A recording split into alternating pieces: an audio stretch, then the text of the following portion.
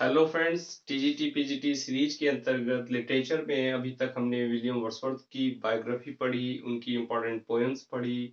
और फ्रेंड्स, इससे पहले लेक्चर में हमने विलियम वर्ड्सवर्थ की इम्पोर्टेंट कोटेशंस पढ़ी।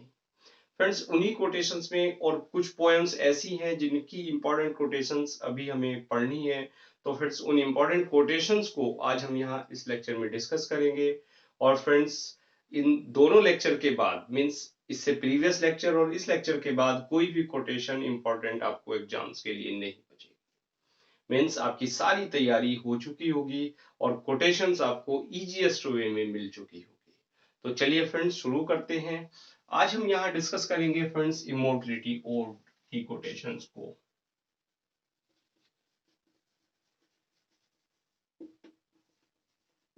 ओड, इमोर्टलिटी ओड फ्रेंड्स, इस पोएम की बहुत ज्यादा डिटेल में तो हम नहीं जा रहे हैं क्योंकि इसका जो इंट्रोडक्शन है वो इससे पहले लेक्चर्स में हो चुका है।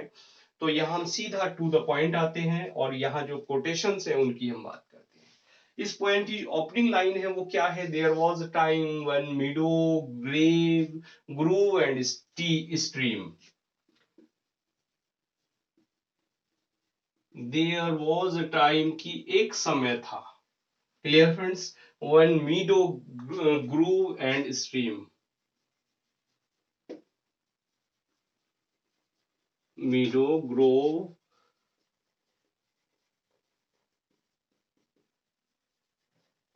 एंड स्ट्रीम, कि जब घास के मैदान, ग्रोव कहते हैं, जो जंगल हो जाते हैं, झुरमुट होते हैं, उनको हम ग्रोव कहते हैं, एंड स्ट्रीम और जलधाराएं। ये क्या है? ओपनिंग लाइन है इस पोएम की। तो चलिए नेक्स्ट लाइन है। एक और इंपॉर्टेंट लाइन है कि the earth and every common sight to me did seem apparelled in celestial light. क्या? The earth and every common site,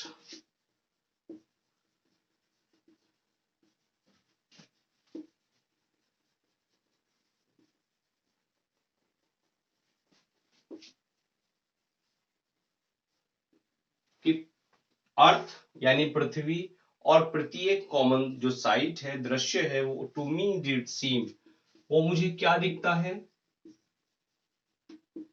मुझे प्रतीत होता है apparelled in celestial light.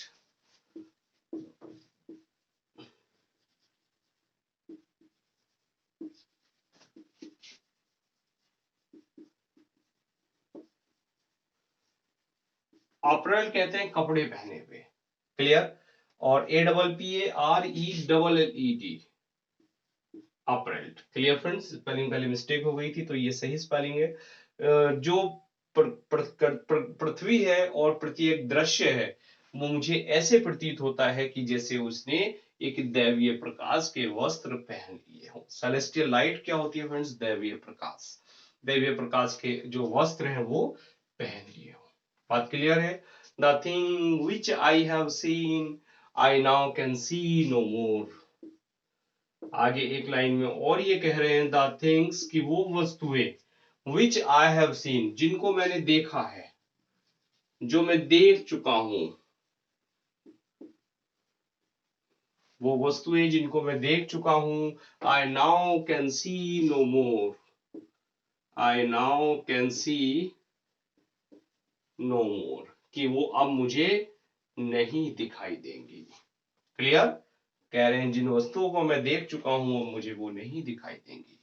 The rainbow comes and goes, की जो rainbow है वो आता है और जाता है, एंड लवली इज द रोज,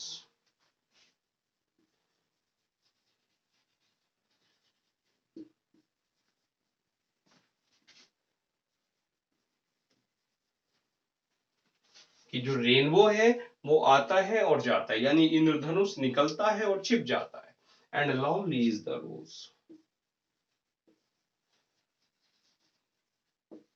और जो रोज है वो कैसा दिखता है फ्रेंड्स?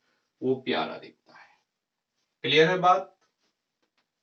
चलिए एक और line. The moon doth with delight,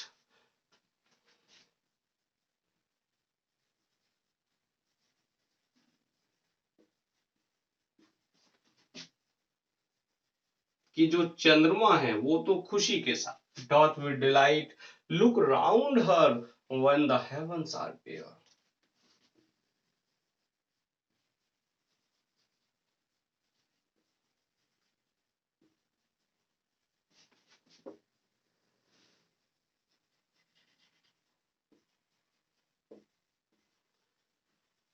clear? देखिए बड़ी प्यारी लाइन है ये, एग्जाम में पूछी गई है कि the moon doth with delight, की जो चंद्रमा है वो खुशी के साथ लुक राउंड हर, उसको देखता है।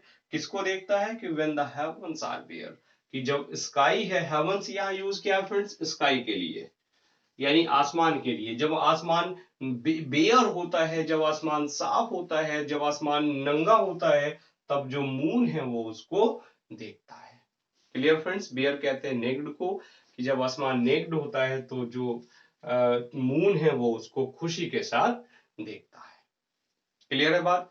और फ्रेंड्स इमोर्टिलिटी ओड को पढ़ते हुए शायद आपको टिंटन एबी का भी कंफ्यूजन हो रहा होगा, तो बड़े ध्यान से एक एक लाइन आप पढ़ते जाइएगा, क्योंकि वहां जो भी एग्जाम में कोटेशन आएगी वो दोनों ऑप्शन आपको मिलेंगे, इमोर्टिलिटी ओड मिलेगा और टिंटन एबी मिलेगा। तो वहां इन दोनों में से आपको पहचानना है कि किस पोएम से ये कोटेशन ली गई है। एक और important quotation, our birth is birth asleep and a forgetting, our birth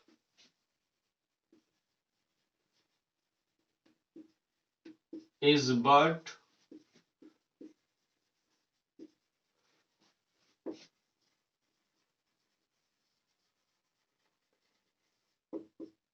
asleep and a forgetting, कि जो पृथ्वी पर हमारा जन्म है वो केवल एक निद्रा मात्र है। आर बर्थ, की हमारा जो जन्म है, इज बट asleep, वो क्या है? एक निद्रा मात्र है, वो केवल एक स्लीपिंग है। क्लियर है बात फ्रेंड्स? एंड अ फॉरगेटिंग, और ऐसी स्लीपिंग है जिसमें हम पुरानी बातों को भूल जाते हैं, मीन्स पुराने जन्म की बातों को हम भूल जाते हैं। क्लियर हुई लाइन? इंपॉर्टेंट लाइन है फ्रेंड्स, बिल्कुल साथ साथ लर्न करते चलिएगा कि हमारा जो बर्थ है, पृथ्वी पर हमारा जो जन्म है, वो केवल एक निंद्रा मात्र है, वो एक निंद्रा है जिसमें हम पुराने जन्म की बातों को भूल जाते हैं। Clear friends? The soul that rises with us our life star, कि जो आत्मा है दैट राइजेस विद अस,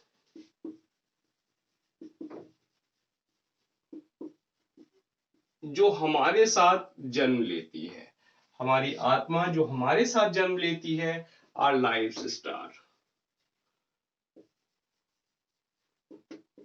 वो हमारे जीवन का एक स्टार होती है, मीन्स हमारे जीवन का एक स्टार है।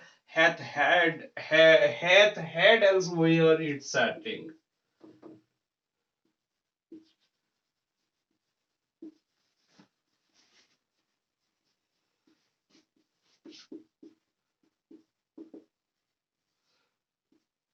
कि जिसकी जो सेटिंग है वो कहाँ है? वो फ्रेंड्स कहीं और है। hath had elsewhere its setting and come from afar,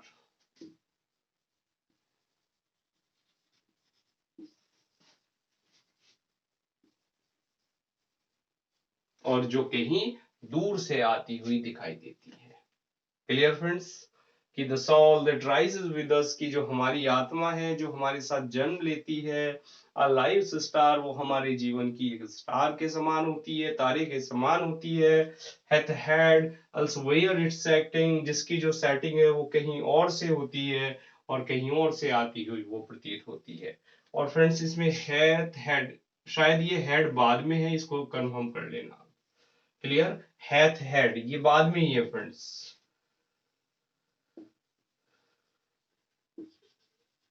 अब ये लाइन क्लियर हुई। ठीक है फ्रेंड्स, चलिए। Heavens lies above about us in our infancy, कि जो हेवन है, जो स्वर्ग है, लाइज अबाउट अस, वो हमें कैसे प्रतीत होता है? इन आर इन्फेंसी, और इन्फेंसी क्या होती है फ्रेंड्स? बचपन। कि जो स्वर्ग है वो हमारे समक्ष कैसे लेटा होता है, क्या कहाँ होता है? वो हमारे बचपन में होता है। Clear friends? इंपॉर्टेंट लाइन से ये वाली हेवन लाइन लाइज ये भी कई बार पूछी गई है। Earth fills her lap with pleasure of her home, कि जो प्रकृति है वो भर देती है हर लैप, अपनी गोद को, विद द प्लेजर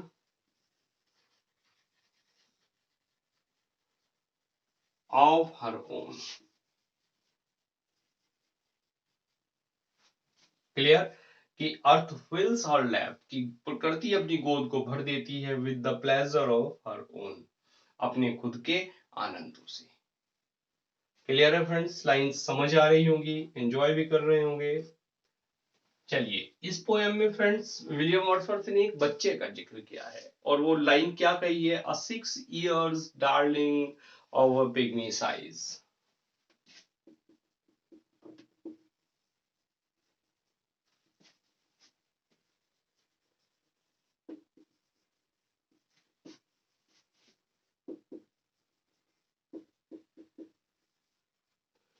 कि जो बच्चा है 6 साल का बच्चा, पिग्मी साइज, पिग्मी कहते हैं फ्रेंड्स छोटा बोना, और डार्लिंग कहते हैं प्रिय, कि 6 साल के प्रिय बच्चे।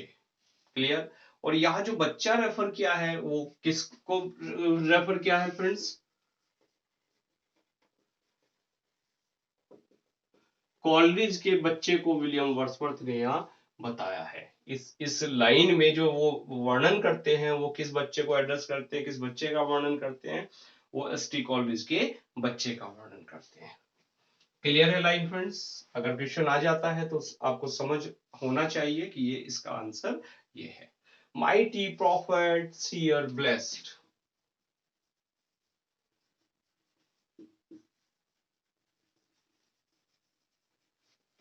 देखिए, विलियम वर्ड्सवर्थ ने बच्चे को ही एक माइटी प्रॉफिट कहा है। माइटी कहते हैं शक्तिशाली, और प्रॉफिट कहते हैं फ्रेंड्स गॉड, देवता। और इसी के साथ साथ क्या कहा है? Seer blessed.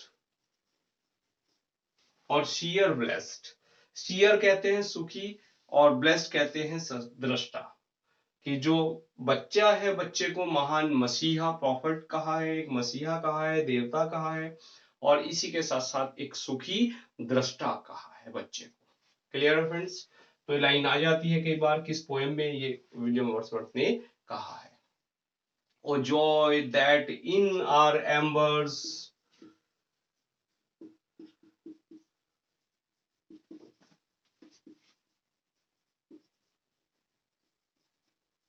कि अरे आनंद, तुम तो हमारे एम्बर्स में हो। एम्बर्स क्या कहते हैं फ्रेंड्स? एम्बर्स कहते हैं अंगीठी के जो बुझे हुए कोयले होते हैं, उनको कहते हैं। Is something that doth live, is something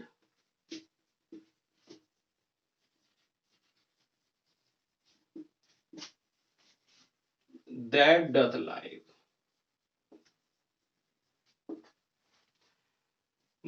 that nature yet remembers what was so fugitive।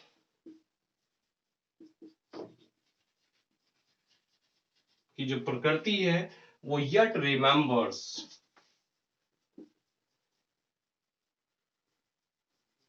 वो अभी भी याद करती है किसको? what was so fugitive।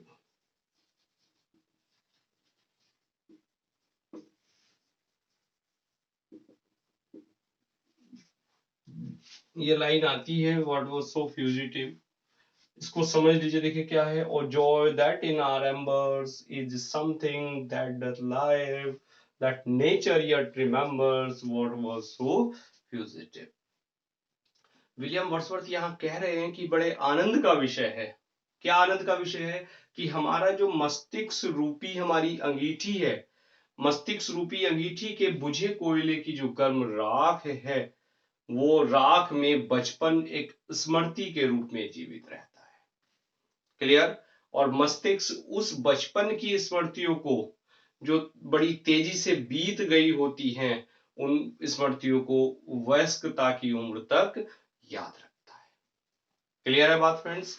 जो फ्यूजिटिव कहा है, यहाँ भगोड़ा कहा है, ये किसको कहा है? जो मेमोरीज है, जो याद स्मृतियां हैं, यादगार हैं, उनको यहाँ फ्यूजिटिव कहा है कि वो याद रखती है प्रकृति, वो याद रखती है, किसको याद करती है? जो बड़ी तेजी के साथ बीत रही है, तीव्र गति से जो बीत गई है। क्लियर है friends line? Though nothing can bring back the our,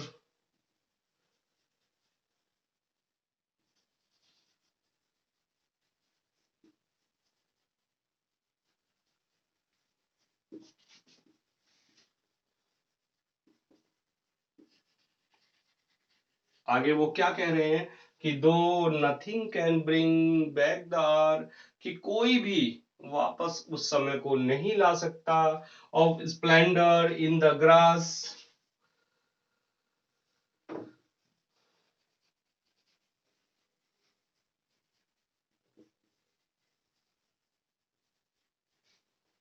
किसको वापस नहीं ला सकता friends? Of splendour in the grass, कि जो घास में जो आनंद दिखाई देता है, जो वैभवता दिखाई देती है, of glory of the flower, और किसकी ग्लोरी? जो फ्लावर्स हैं फ्रेंड्स,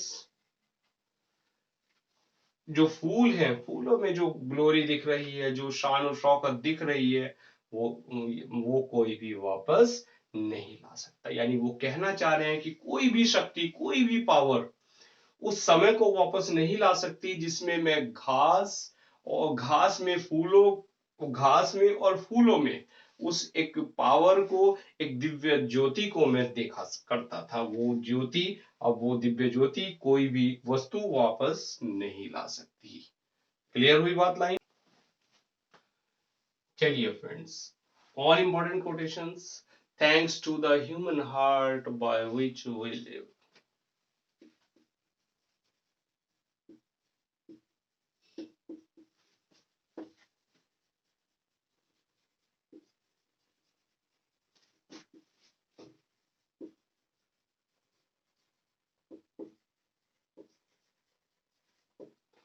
कि जो ह्यूमन हार्ट है उसको धन्यवाद, बाय विच वी लिव, कि जिसके सहारे हम जीते हैं।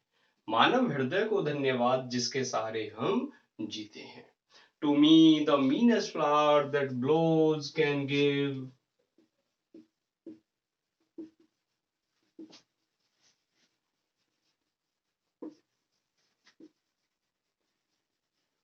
कि मुझे the meanest flowers that blows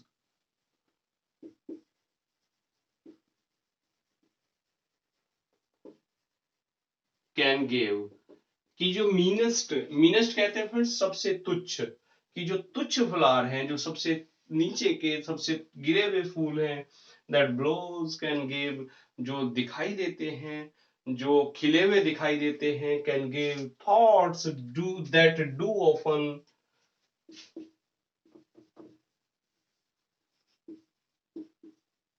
thoughts की जो विचार मुझे दिखाई देते हैं, कैसे? That do often lies deep for tears.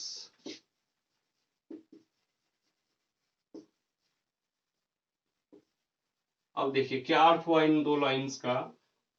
Author कह रहे हैं कि जो खिले हुए तुच्छ फूल है, जो वो खिले हुए तुच्छ फूल, सबसे तुच्छ फूल जो खिले हुए हैं, वो मेरे हृदय में इतने गहन भाव व्यक्त कर देते हैं, वो इतने गहरे भाव मेरे हृदय में भर देते हैं कि जिनको मैं सुख या दुख के आंसुओं के माध्यम से मैं नहीं बता सकता।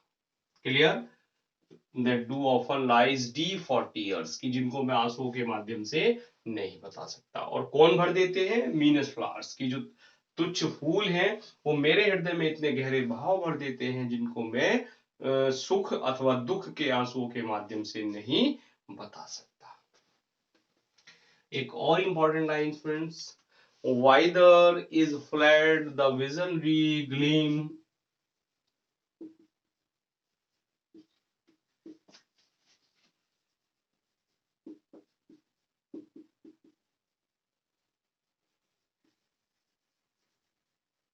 कि जो विजनरी ग्लीम है, कि जो एक दृष्टि प्रदान करने वाली जो चमक है, वेयर इज इट नाउ, कि तू कहाँ है? वो चमक अब कहाँ है, the glory and the dream. और वो ग्लोरी कहाँ है, जो वैभवता कहाँ है, और वो ड्रीम कहाँ है, वो स्वप्न अब कहाँ है। क्लियर? वो पूछ रहे हैं कि जो विजनरी ग्लीम था, जो एक दृष्टि थी, एक चमक थी, अब वो कहाँ है, वो ग्लोरी वैभवता कहाँ है, और वो जो सपना है वो कहाँ है। क्लियर बात फ्रेंड्स? तो ये जो हमारी पोयम थी मोटिट्यूड, इसकी जितनी भी इंपॉर्टेंट लाइंस थी वो मैंने हम वन बाय वन आपको डिस्कस करा दी। चलिए फ्रेंड्स, अब कुछ बात कर लेते हैं हम सोलिटरी रीपर की इंपॉर्टेंट लाइंस की।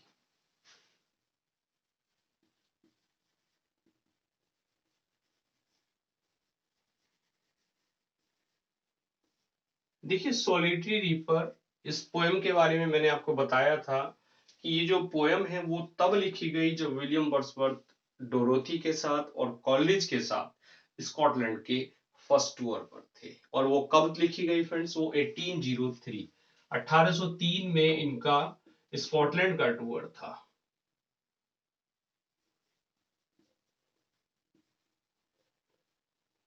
और दूसरी बात यह है कि पोयम देखने पर, पोयम पढ़ने पे ऐसा प्रतीत होता है कि जैसे वास्तव में ये कोई एक रियल इंसिडेंट से प्रेरित हो, लेकिन ऐसा नहीं है। जो पोयम है वो एक एक्चुअल एक्सपीरियंस पे बेस्ड नहीं है, not based on actual experience. Clear हुई बात फ्रेंड्स? अब एक्चुअल नहीं है तो फिर इसका सोर्स क्या है?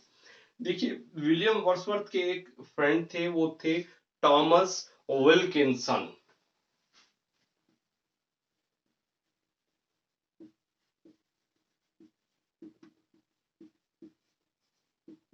तो टॉमस विल्किंसंस की एक बुक थी, towards to the British mountain.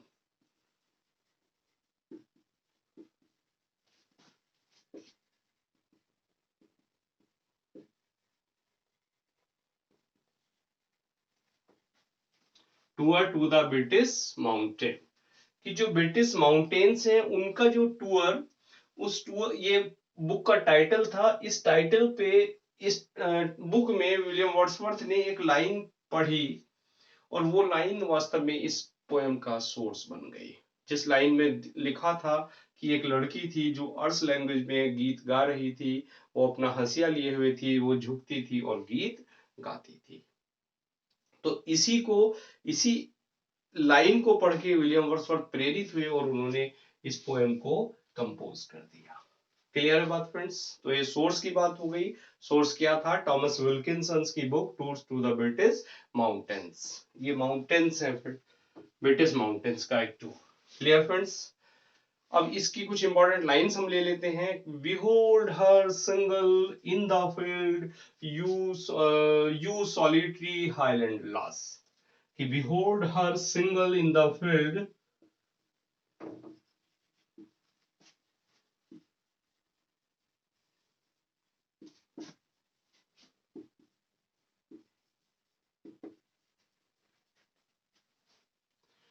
You solitary highland lass.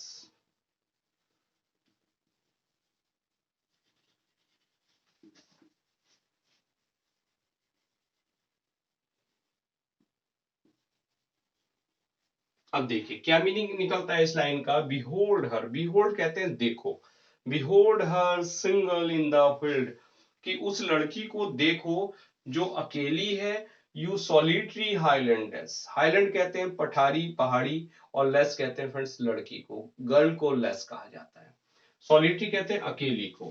कि behold her single in the field, कि देखो वो अकेली खेत में पहाड़ी लड़की है। क्लियर है बात? कि देखो खेत में एक पहाड़ी लड़की जो है वो अकेली है।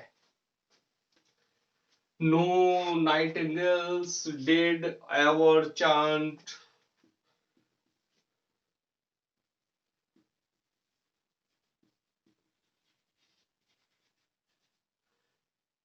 No nightingale did ever chant कि अब कोई भी जो नाइटिंगेल है वो नहीं गाती है। मोर welcome notes of weary bands, more welcome notes of weary bands. कि देखो अब जो नहीं गाती है, कौन नहीं गाती है, कोई नाइटिंगेल अब नहीं गाती है। जो वेलकम नोट्स हैं वियर इवेंट्स मींस जो थके रेगिस्तानी कबीले हैं उनकी उनके जो स्वागत में जो गीत गाए जाते थे अब वो कोई भी नाइटिंगेल नहीं गाती है। Clear friends? चलिए एक और लाइन है, इसमें इस पोएम में एक्चुअल में हेब्रिडीज का जिक्र है।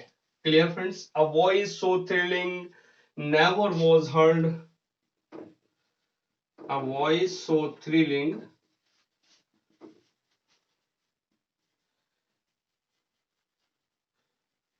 नेवर वाज हर्ड, कि एक ऐसी थ्रिलिंग वॉइस कभी नहीं सुनी गई है, कि मैंने कभी भी ऐसी थ्रिलिंग, ऐसी रोमांच करने देने वाली आवाज को मैंने नहीं सुना है। In spring time from the cuckoo bird breaking the silence of the seas. ये इंपॉर्टेंट लाइन है फ्रेंड्स, इस बीच वाली लाइन को मैं छोड़ रहा हूं, इसके बाद जो नेक्स्ट लाइन है वो बड़ी इंपॉर्टेंट है, breaking the silence of the seize.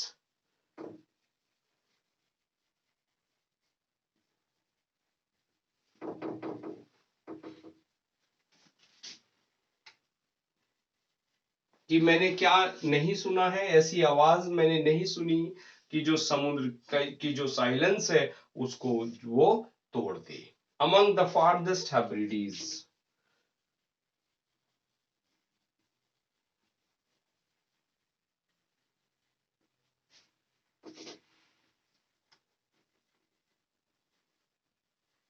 और वो साउंड कहां से आती प्रतीत होती है? हेब्रिडीज से आती हुई प्रतीत होती है। हेब्रिडीज क्या है फ्रेंड्स? एक्चुअल में जो स्कॉटलैंड है, स्कॉटलैंड का जो उत्तर पूर्व है यानी नॉर्थ वेस्ट है, नॉर्थ वेस्ट में एक टापुओं का एक समूह है, उस समूह को हेब्रिडीज कहा जाता है। Clear friends? तो सॉलिटरी रीपर की इंपॉर्टेंट लाइंस हुई, एंजॉय किया होगा आपने, समझ भी आई होंगी ये। चलिए फटाफट नोट कर लीजिएगा, फिर दूसरी पोएम हम लेते हैं। चलिए फ्रेंड्स एक लाइन और, विल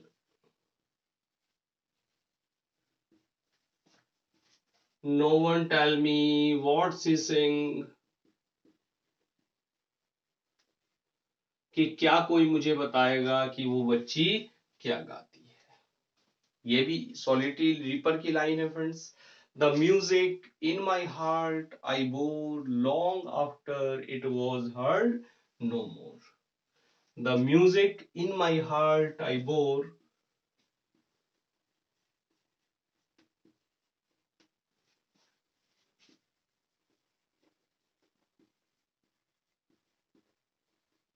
कि वो म्यूजिक जो मेरे हृदय में भर गया है, जो मेरे हृदय में म्यूजिक है, वो music long after it was heard no more, वो अब बाद में सुनाई नहीं देगा। Long after it was heard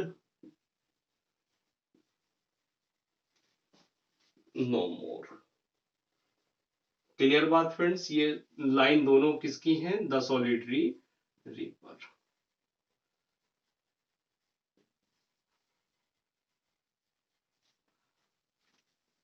चलिए और कुछ इंपॉर्टेंट लाइन्स हैं friends. O blithe newcomer, I have heard, I hear thee and rejoice. O blithe, blithe कहते हैं फ्रेंड्स हैप्पी, खुश। न्यू कमर,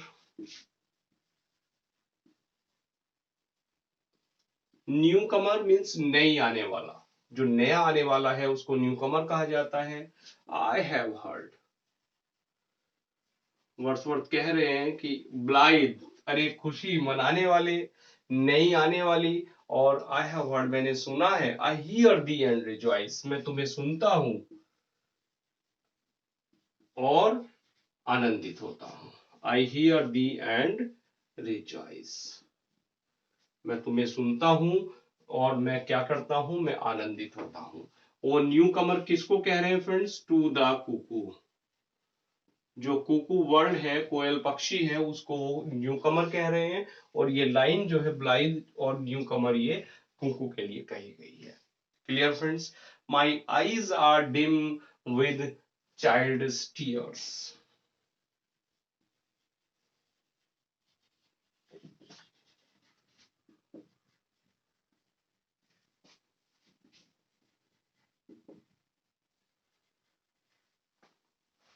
कह रहे हैं कि मेरी जो आंखें हैं वो डिम हो गई हैं, वो धूमिल हो गई हैं विद चाइल्ड टीयर्स, कि मेरे जो बचपन के आंसू हैं, उन बचकाना आंसुओं से मेरी जो आंखें हैं वो डिम पड़ गई हैं। और ये जो लाइन है फ्रेंड्स, ये कहां से ली गई है? The fountain. एक पोयम है friends, the fountain a conversation, वो फुल टाइटल है पोयम का, उस पोयम से ये लाइन ली गई है। क्लियर बात friends? But we are pressed by heavy laws.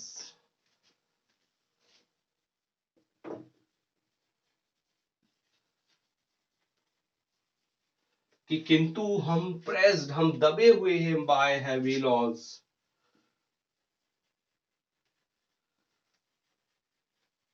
Heavy laws जो भारी भरकम कानून है, यानी इन इच्छाओं के भारी भरकम नियमों से, कानूनों से, इन इच्छाओं से हम दबे हुए हैं।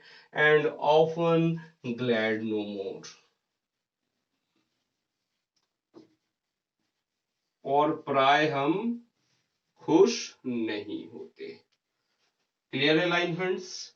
But we are pressed by heavy laws and often glad no more, कि हम अपनी जो इच्छाएं हैं उनसे दबे हुए हैं और प्राय हम खुश नहीं होते। ये लाइन भी द फाउंटेन से ही ली गई है। क्लियर है फ्रेंड्स? समझ में तो आ रही होंगी, आ रही हैं या नहीं आ रही हैं, कमेंट करके मुझे जरूर बताइएगा। चलिए नोट कर लीजिए। चलिए फ्रेंड्स, नेक्स्ट पोएम है हमारे पास, फ्रेंच रिवॉल्यूशन। फ्रांस की क्रांति। एक्चुअल में फ्रेंड्स, ये जो पोएम है फ्रेंच रेवोल्यूशन, ये एक तो इंडिपेंडेंटली एक मैगजीन थी, द फ्रेंड में पब्लिश हुई एक एज ए सेपरेट पोएम। लेकिन बाद में इस पोएम को विलियम वर्ड्सवर्थ ने, जो द प्रिल्यूड है, उसकी बुक 11th में शामिल कर दिया। बुक 11th से ली गई है, लेकिन एक इंडिपेंडेंट पोएम भी ये द फ्रेंड में पब्लिश हुई है।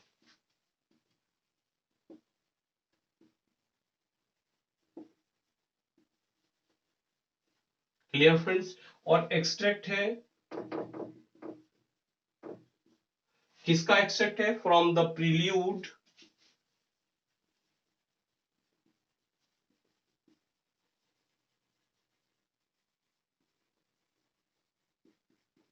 बुक 11th का। बात क्लियर हो गई? और जब फ्रेंच रिवॉल्यूशन की बात हो रही है, फ्रांस की क्रांति की, तो आपको ये भी डेट पता होनी चाहिए कि ये रिवॉल्यूशन कब स्टार्ट हुई और कब कंप्लीट हुई। फ्रेंड्स, अब रिवॉल्यूशन कब शुरू हुई, इसमें आपको शायद लिरिकल बैलेड्स हैं, उनके पब्लिकेशन का ईयर पता होगा। वो कब पब्लिश हुआ था फ्रेंड्स? लिरिकल बैलेड 1798 में। क्लियर है? इसी से आप फ्रेंच रिवॉल्यूशन को लर्न कर लीजिए। जो फ्रेंच रिवॉल्यूशन स्टार्ट हुई है, वो 1798 की जगह इनके वर्ड्स रिवर्स कर दें आप ये डिजिट को, तो क्या बन गया 1798 का 1789। यानी फ्रेंच रिवॉल्यूशन कब स्टार्ट हुई? 1789 में। 10 इयर्स चली 1799 तक। क्लियर है? कहां से लर्न किया हमने? लिरिकल बैलेट से। इस सन को अलग सेपरेटली हमें लर्न करने की जरूरत नहीं है। बस जो 89 है, 98 है, उसको ही आप 89 कर लीजिए। क्लियर हुई बात? तो चलिए, इसका ड्यूरेशन हुआ। अब इसमें से एक इंपॉर्टेंट लाइन है, वो क्या है friends? Bliss was it in that don,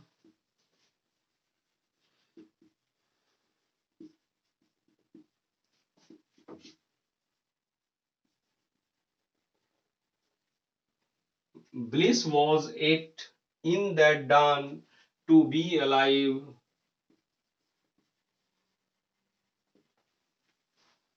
but to be young was very heaven.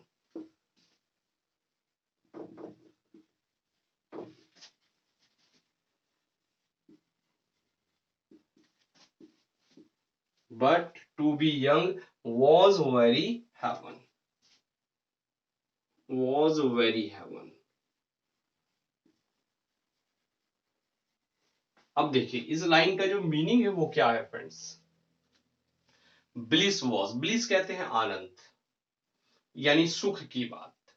और ऑथर यहां कह रहे हैं कि उस क्रांति के जो डॉन है, उस क्रांति का जो उषा काल है, उस उषा काल में जीवित होना बड़े सुख की बात थी। Bliss was it in the dawn to be alive, कि उस उषा काल में, उस डान में, किसके, क्रांति के उषा काल में जीवित होना बड़े सुख की बात थी। But to be young was very heaven, लेकिन उस उषा काल में यंग होना, जीवित होना तो बड़े उसकी खुशी की बात थी, बड़े सुख की बात थी, लेकिन जो यंग होना यानी अगर जवान होना वो क्या था, वॉज वेरी हेवन, वो बड़े स्वर्ग सुख का अनुभव था। हेवन कहते हैं स्वर्ग, और स्वर्ग का सुख मीन्स जो उस क्रांति के उषा काल में जो जीवित था तो वो तो क्या थी फ्रेंड्स, बड़े सुख की बात थी। लेकिन अगर जो कोई जवान था उस क्रांति के उषा काल में तो वो क्या था, जवान होना वास्तव में एक स्वर्ग सुख के समान